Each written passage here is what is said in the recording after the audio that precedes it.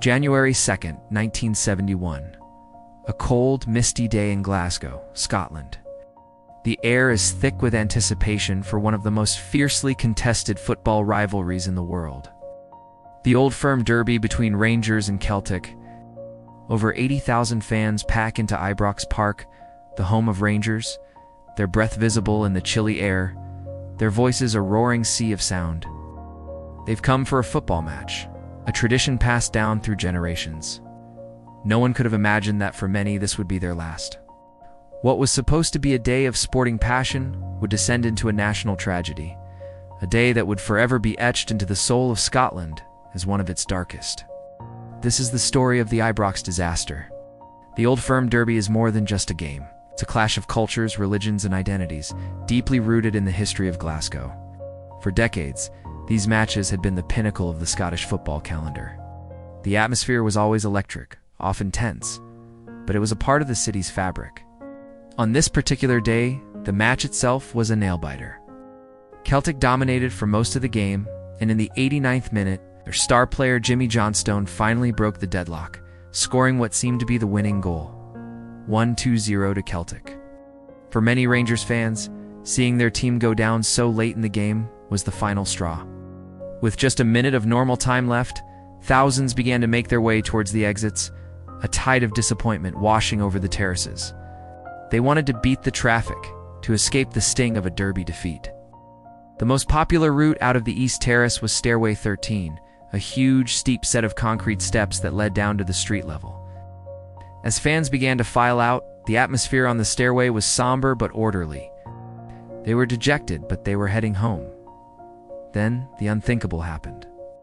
Back on the pitch, in the dying seconds of injury time, Rangers player Colin Stein did the impossible. He scored an equalizer. The stadium erupted. The roar from the remaining fans was deafening, a sudden explosion of joy and disbelief. The news of the last gasped goal traveled like a shockwave, reaching the ears of those already making their way down Stairway 13. What happened next is a subject of debate and heartbreaking testimony. Some survivors recall that upon hearing the roar, many fans who were descending the stairs tried to turn back, eager to rejoin the celebration or see what had happened. This created a counterflow against the wave of people still trying to leave. Others believed that someone, perhaps a child being carried on their father's shoulders, stumbled and fell, creating a domino effect in the tightly packed crowd. Whatever the initial trigger was, the result was catastrophic. The immense pressure from the thousands of people above pushing downwards became an unstoppable force. Those in the middle of the stairway were trapped. The steel barriers designed to control the flow of people buckled and twisted under the immense weight. People were pinned against the metal, their chests compressed, unable to breathe. The joyful roar from the stadium was replaced by screams of panic and pain on the stairway.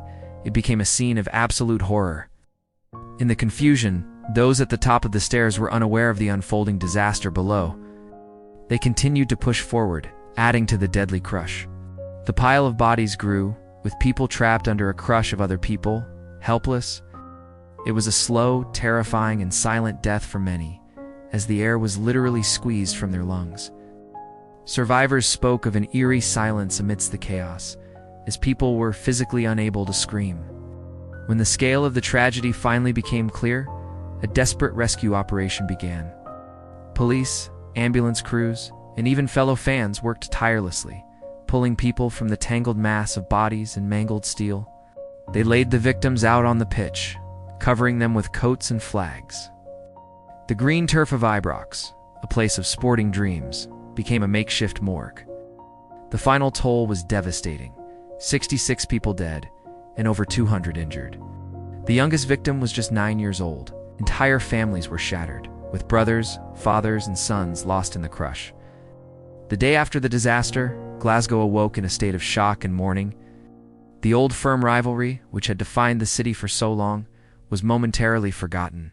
In its place was a shared, profound sense of grief. Celtic manager Jock Stein, a towering figure in Scottish football, led the tributes, stating, "This is a terrible tragedy. It's not about football anymore. It's about people." He and the Celtic players attended the funerals of the victims, a powerful symbol of unity in a city so often divided. The official inquiry that followed, led by Sheriff John Irvine Smith, was thorough and damning. It concluded that the disaster was likely caused by the crowd's momentum and the compression that followed someone, or several people, falling. Crucially, the inquiry heavily criticized the safety standards at Ibrox and other stadiums of the era. Stairway 13 was found to be dangerously steep and lacked sufficient crush barriers that were strong enough to withstand the pressure of such a large crowd. The inquiry exposed a widespread complacency regarding spectator safety.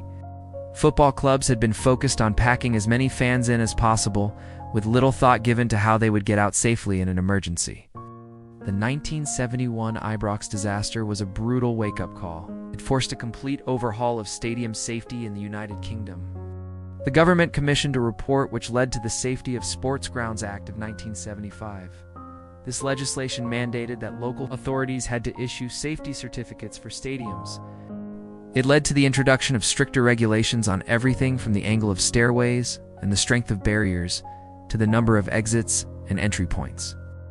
Terraces were divided into smaller pens to prevent dangerous surges, and capacity limits were strictly enforced. Rangers Football Club itself embarked on a radical redevelopment of Ibrox, under the guidance of their visionary manager, Willie Waddell. The old sprawling terraces were demolished.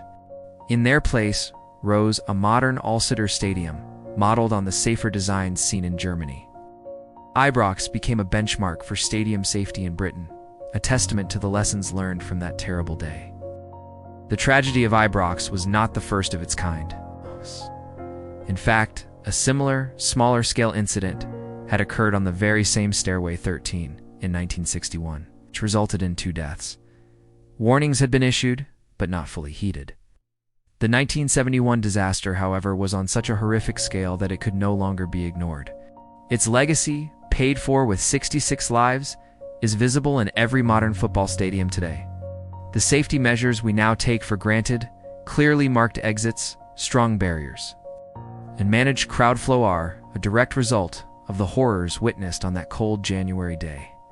Every year on January 2nd, a memorial service is held at Ibrox. Fans, families, and representatives from both Rangers and Celtic come together to remember the 66 who went to a football match and never came home.